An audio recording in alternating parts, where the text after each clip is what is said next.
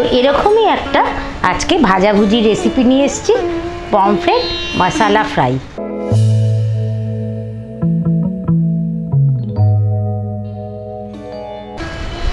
নমস্কার, আটপুরে হেসেলে আপনাদের সবাইকে স্বাগত। বাইরে ঝমঝম বৃষ্টি পড়ছে, অথবা শীতকালে খুব শীত পড়েছে, আর লেপের তলায় বাড়ির সবাই যে যার মতন হাত পা গুটিয়ে বসে রয়েছি। আর বাড়ির কেউ একজন বয়োজ্যেষ্ঠ ভূতের গল্প বলছে। ভাবুন তো দৃশ্যটা কেমন লাগছে। আর এর সঙ্গে কিন্তু শুধু মুখে থাকলে তো চলবে না, চাই চা, আর চায়ের সঙ্গে টা। তো যদি বাড়িতেই কিছু মুচমুচে বানিয়ে খাওয়ানো যায় তাহলে কিন্তু দারুণ জমবে ব্যাপারটা। তো এরকমই একটা আজকে ভাজাভুজি রেসিপি নিয়ে এসেছি, পমফ্রেট মশালা ফ্রাই।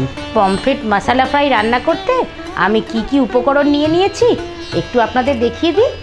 আমি এখানে 5টি মাঝারি সাইজের পমফ্রেট মাছ নিয়ে নিয়েছি। আমি বাজার থেকে মাছটা এনে ভালো করে ধুয়ে নুন হলুদ মাখিয়ে রেখেছি। নিয়েছি টক দই, লেবুর রস, আদা বাটা, রসুন বাটা, কাঁচা লঙ্কা বাটা। এছাড়াও আমি 2 চামচ ছাতু নিয়েছি বিট লবণ, লঙ্কা গুঁড়ো, আর ধনে আর জিরে আমি শুকনো খোলায় ভেজে একটু গুঁড়িয়ে নিয়েছি। একটি পেঁয়াজ আমি রিং রিং করে কেটে নিয়েছি কয়েক টুকরো লেবু, আর 2-3টে কাঁচা লঙ্কা। এই সব কটাই আমি গার্নিশিংয়ের জন্য নিয়েছি। আমি পমফ্রেট মাছগুলো ভালো করে ধুয়ে আগেই একটু নুন হলুদ মাখিয়ে রেখেছিলাম।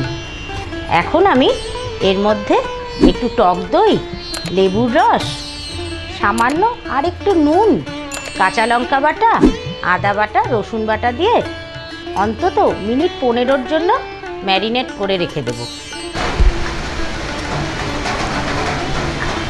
আমি পমফ্রেট মাছগুলোকে ভালো করে মাখিয়ে নেব। প্রথমে আরেকটু লবণ দিয়ে দিচ্ছি। লবণ বলুন নুন বলুন দুটোই তো এক।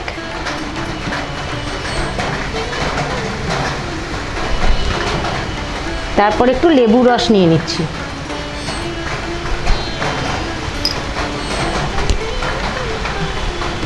টক দইটা নিয়ে নিচ্ছি।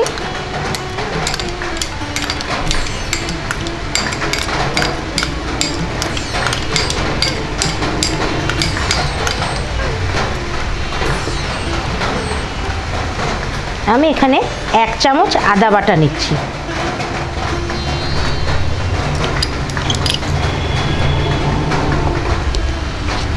নিচ্ছি 1 চামচ রসুন বাটা,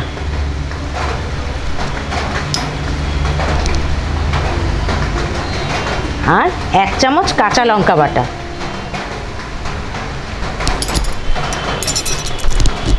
এবার এগুলো দিয়ে আমি খুব ভালো করে মাখিয়ে নেব মাছগুলো।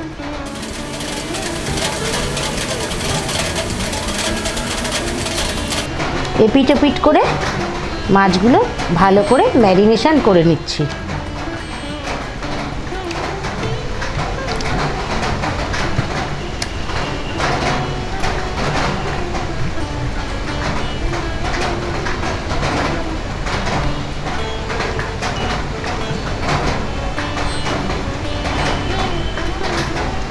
এবার আমি এই ম্যারিনেশন করে মিনিট 15 রেখে দেব।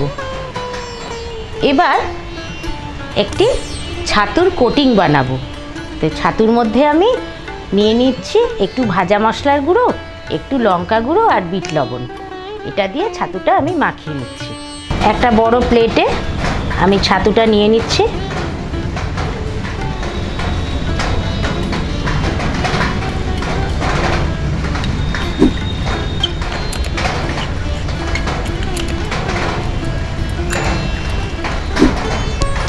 এর মধ্যে আমি কিছুটা বিট লবণ নিয়ে নিচ্ছি ভাজা মশলার গুঁড়ো একটুখানি,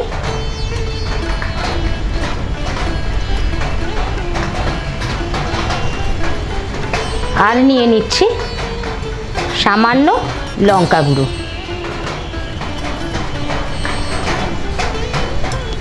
এবারে ছাতুটা আমি খুব ভালো করে মিশিয়ে নিচ্ছি। আপনাদের বাড়িতে যদি ছোট বাচ্চারা খায় তাহলে আপনারা লঙ্কাটা বুঝেই দেবেন।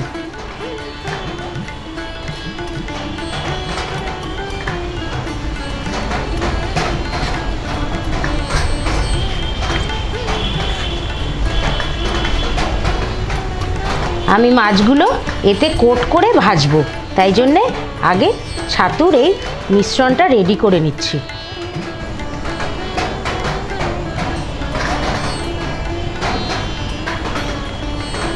একদম রেডি করে রেখে দিলাম। মাছগুলো আমি ম্যারিনেশনের জন্য রেখে দিয়েছি। ফিরে আসছে কিছুক্ষণ পর। এবার কড়াইতে তেল গরম করে নেব। শুরু করে দিচ্ছি রান্নাটা। এই রান্নাটি কিন্তু আমি সাদা তেলে করব। নিয়ে নিচ্ছি তেল, একটু বেশিই নেব।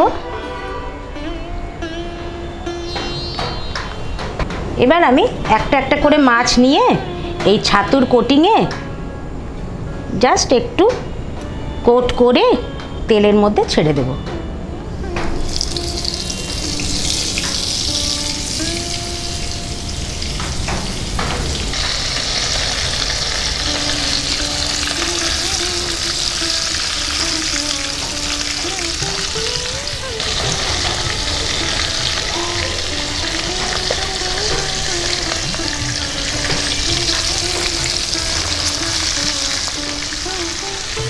এখন আমি গ্যাসের ফ্লেমটাকে কমিয়ে দিচ্ছি।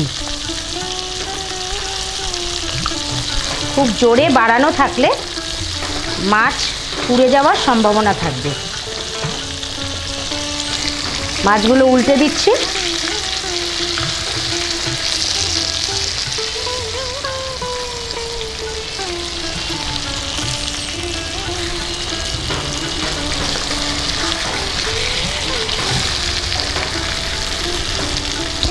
মাছগুলো আমি উল্টে পাল্টে ভেজে নিচ্ছি।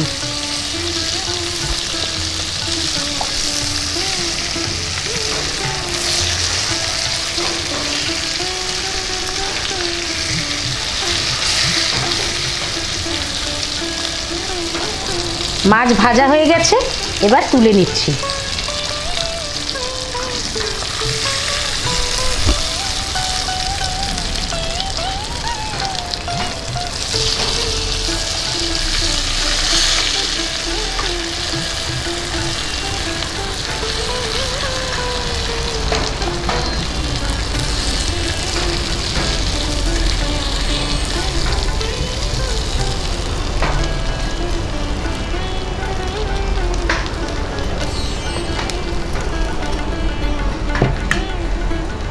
এভাবে আমি বাকি মাছগুলো ভেজে নিচ্ছি।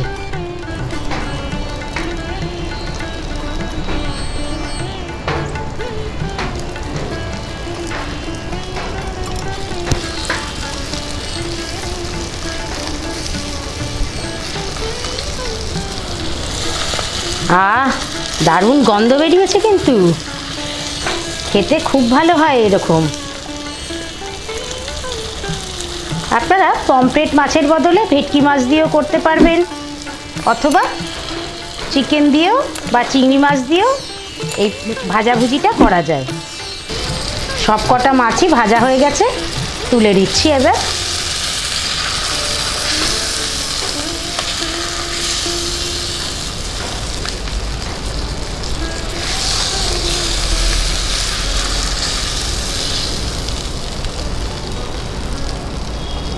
তুলে নিলাম, এবার পরিবেশন করে দেব।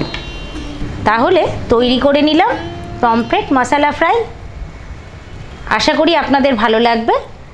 অবশ্যই কমেন্ট করে জানান, লাইক করুন, আর যারা এখনও সাবস্ক্রাইব করেননি অবশ্যই আটপৌরে হেসেল চ্যানেলটিকে সাবস্ক্রাইব করে নিন, আর আমার ফেসবুক পেজ আটপৌরে হেসেল ফলো করুন। আজ তাহলে আসি, আবার আপনাদের সঙ্গে অন্য দিন দেখা হচ্ছে। নমস্কার।